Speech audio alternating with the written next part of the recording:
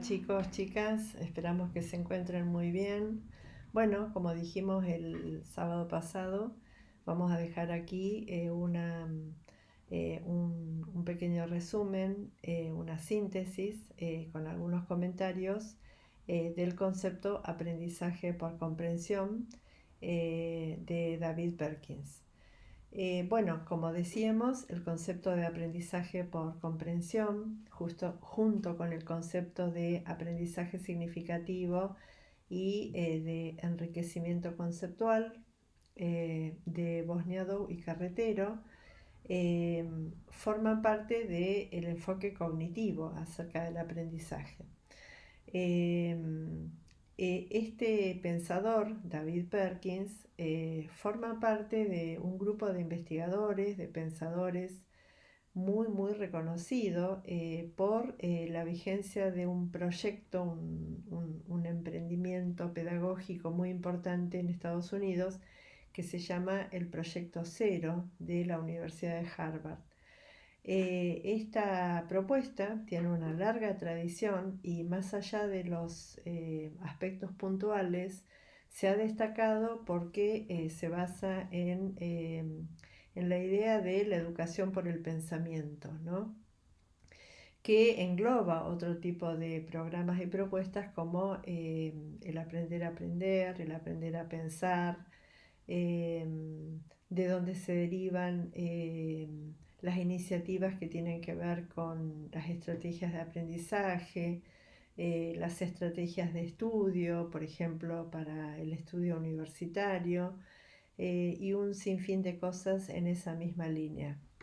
Perkins define a la comprensión, al aprendizaje por comprensión, a partir de la distinción de dos conceptos que vienen al caso aquí, que son conocer y comprender. El autor dice que conocer es un estado de posesión, mientras que comprender es un estado de capacitación. Conocer es adquirir información, saberes, conocimientos. Comprender es hacerlo también, pero para hacer cosas con esos saberes. Por eso lo define como un estado de capacitación. Eh, en este sentido, lo que el autor también hace en otros capítulos de este libro es, bueno, contraponer un poco esta idea del aprendizaje por comprensión con situaciones o escenarios de nuestra escuela en donde lo que predomina es el pensamiento literal, el pensamiento pobre, el conocimiento frágil, que justamente representan la contracara de esta idea de aprendizaje por comprensión, porque tienen en su base, por supuesto, el enciclopedismo, el énfasis en lo pasivo, la preocupación por la aprobación como única finalidad de la educación en los estudiantes, como consecuencia de un sistema educativo cristalizado, etc. Vamos a ver algunas escenas de estos escenarios, ¿no es cierto?, de pensamiento pobre, pensamiento frágil, conocimiento inerte que describe Perkins. Referenciar algunos memes, como hacemos siempre, acerca de estas críticas que hace Perkins al pensamiento fácil, al pensamiento pobre y al conocimiento frágil. No vamos a distinguir uno por uno porque en verdad todos conducen a pensar este tipo de actuaciones que estamos viendo en pantalla, ¿no? Hallar la X, aquí está. Eh, o también podríamos ver este,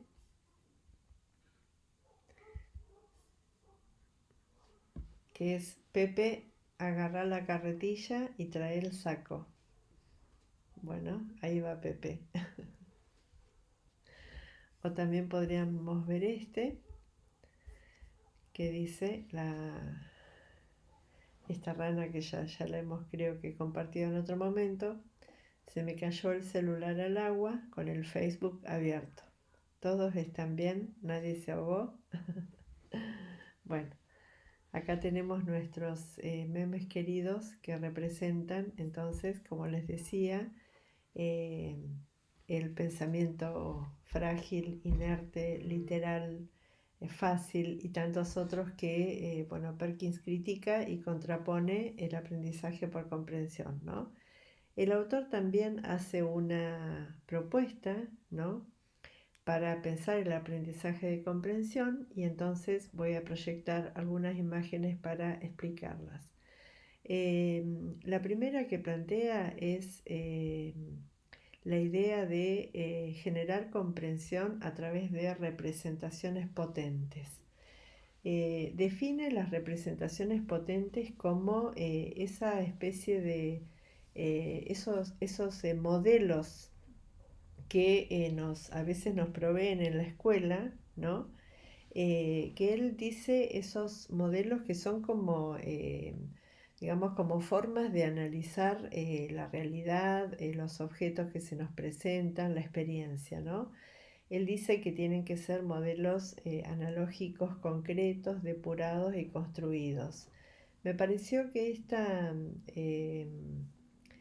imagen de Mafalda es una buena idea, es una buena expresión de lo que Perkins llama como representaciones potentes, porque justamente lo que el personaje transmite es que, bueno, merced a un buen libro de geografía, alcanza a construir, ¿no es cierto?, un modelo de espacio físico que incluye montañas, colinas, lagos y mesetas, ¿no? Bueno, eso sería un ejemplo de algo que nos genera una representación potente, es decir, nos dota de una especie de modelo entendido como una herramienta intelectual para poder analizar, para poder comprender.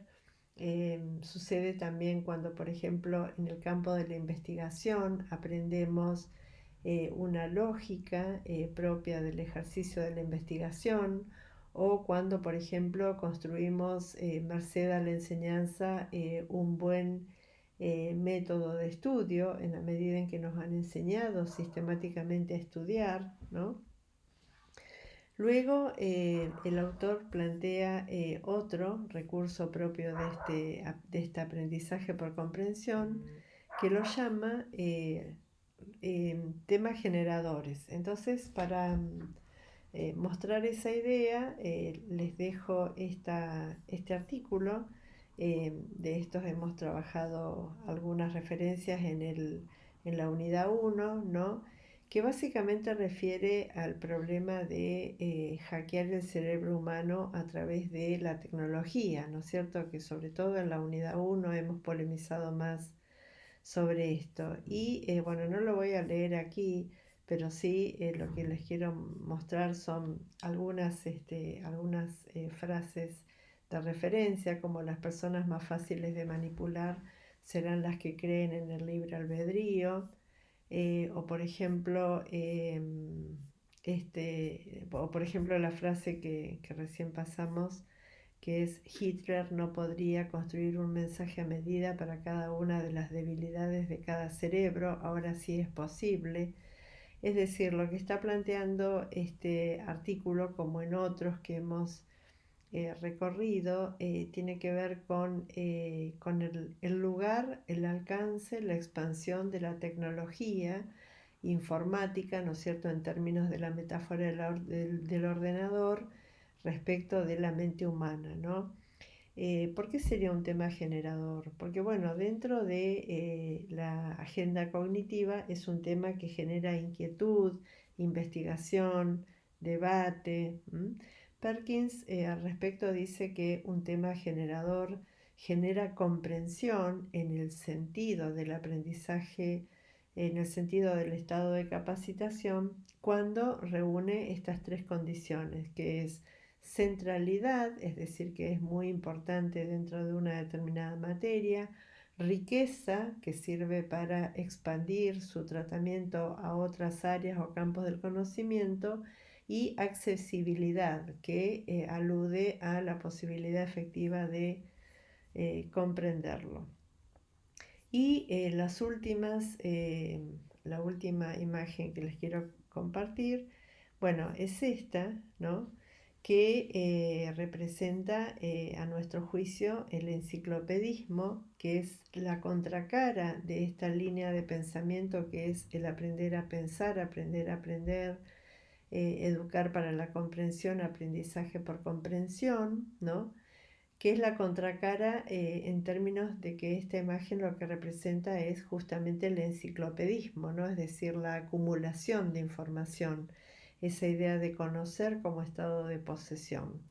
Pero bueno, más allá de la imagen en sí, lo que les queremos compartir es que la tercera forma, junto con las representaciones potentes y los temas generadores que Perkins propone para generar comprensión, son las denominadas imágenes mentales, que es algo así como valerse de ciertos recursos, en este caso las imágenes, para que los estudiantes nunca más se olviden de algo, ¿no?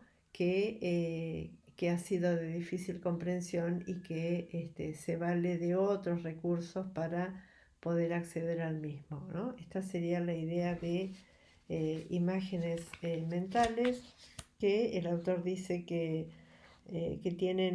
no forman parte de lo que comúnmente llamamos contenidos, son más generales y abarcadoras, pero tienen mucha potencialidad en términos de la comprensión. Bien, el último aporte en relación a esto es lo que el autor propone como metas de comprensión, ¿no? Que tiene que ver con algo muy interesante, que es no solamente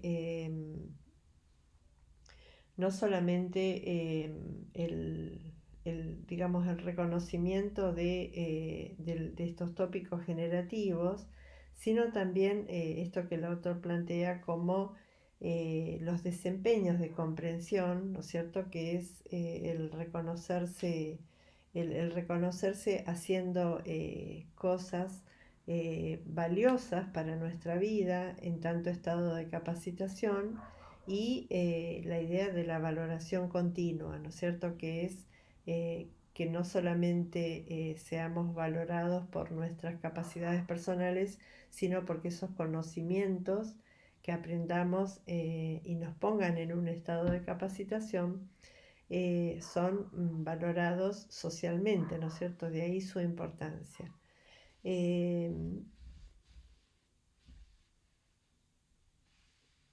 Además de actividades de comprensión y de estas tres formas de generar la comprensión, que son las imágenes mentales, las representaciones potentes y los temas generadores, Perkins dice que existen diferentes niveles de comprensión y que es un aporte bien sustantivo para pensar la gradualidad en el desarrollo de una perspectiva basada en la comprensión. Él dice que el primer nivel es el contenido, ¿no? Cuando trabajamos la comprensión en términos del contenido, nos ponemos más bien en la preocupación más por la adquisición, por los saberes, por la información, a veces un poco enciclopedista, pero que podrían mejorar en la medida en que se seleccionan conceptos, pero está muy en un nivel de información. El segundo nivel es el de resolución de problemas. En ese caso la comprensión estaría asociada a una cosa un poco más procedimental y práctica. Supera al anterior en términos de que no es solamente contenido, sino que es contenido resolviendo problemas. Con una visión operacional, operativa o procedimental. Supera al anterior, pero ahí también está su límite, ¿no es cierto? El tercer nivel, que lo denomina epistémico, que tiene que ver con el pensamiento, ¿no es cierto?, que es tener el nivel 1, tener contenido, tener el nivel 2 para poder resolver problemas mediante ciertos procedimientos, y este nivel 3 que es arrojar pensamiento, reflexión, análisis sobre lo hecho en base a los otros dos. Y el nivel 4 y último, que se llama el nivel de investigación, que es el nivel más alto de un proceso psicológico superior pleno, diría Vygotsky, porque no solamente se tiene saberes o contenidos, procedimientos y operaciones, pensamiento y reflexión, sino también se producen conocimientos merced a la investigación. Decía que este planteo es bien interesante, no solamente para pensar una secuencia determinada de aprendizaje para que haya efectivamente comprensión, ¿no es cierto? Sino también ha resultado muy valioso para pensar, por ejemplo, los planes de estudio, es decir, cómo gradualmente se va pasando de un nivel básico de contenido a un nivel superior de investigación, ¿no? Que se correspondería, por ejemplo, en una formación universitaria a las competencias, a los saberes profesionales del más alto nivel, ¿no? En una carrera de licenciatura como la de ustedes o en una carrera de corte profesional. Bueno, en definitiva, para Perkins y esta línea basada en la comprensión, el aprendizaje es por comprensión y se comprende cuando hay un estado de capacitación. En definitiva, el aprendizaje es saber hacer cosas, pero hacerlo también en distintos niveles. Y el nivel más deseado, por cierto, es la producción de conocimientos merced a saber hacer cosas. Bueno, continuamos trabajando.